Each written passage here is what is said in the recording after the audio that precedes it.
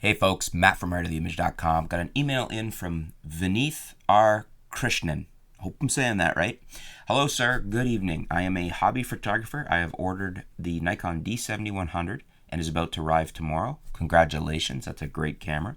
I am upgrading from the D5100. You should see a fair bit of difference and be really tickled with the improvements on the 7100. I read that the D7100 can support autofocus on old Nikon lenses, and that is correct. It certainly can. It has the built-in autofocus motor, so you can use the D and previous to 2D, like the non-D lenses. I already own the 35mm 18-55, 55 to 300. I am looking for alternatives to the 18-55. I am considering the Tokina 12-28mm, which can support the wide angle requirements. Also, I have seen a deal where I'm getting a used Nikon 24-120 f3.5-5.6D for about $100. Can you please let me know your opinion about this lens? It's crap. Sorry, I just point blank answer. Those lenses, you know, I love the 24-120 f4 VR, the constant aperture. This is an older previous version, and it was, I'm assuming that's the VR. I should double check that, because the one I believe I'm talking about is the 24-120 f3.5-5.6 VR. Maybe it wasn't the D. So if that's the previous to the D or to the VR, maybe, like, there's been so many of these 24-120s.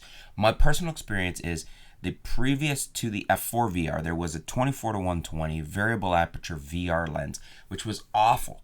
Some people liked it because they got the rare copy that was good. I tried a few copies, and every single one side of the frame was softer than the other. We're not talking about corners. I'm talking about literally the left side or the right side was softer than the other side. So it was a very bad quality control manufacturing issue, and a lot of people experience this. You can Google it and see the reviews and things, and what you'll basically find is people saying, if you can get a good copy, it's not bad.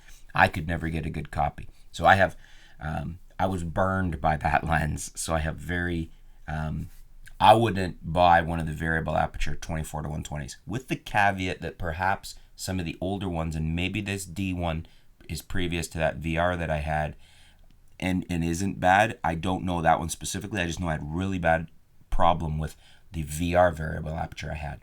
Now, I am clarifying, because the new 24-120 f4 VR is a beautiful lens, and I highly recommend it. So I would check into that if I was you. I haven't shot that one, the D, which I'm assuming is the pre-VR one. I personally would probably not want that anyways, because 24 is too long on the wide end for the DX bodies. So I will go with probably the newer 18-140, and if you can find that used at a good deal, it's worth the extra money. It's a better range, sharper lens, better performing lens altogether. So that's what I would recommend there.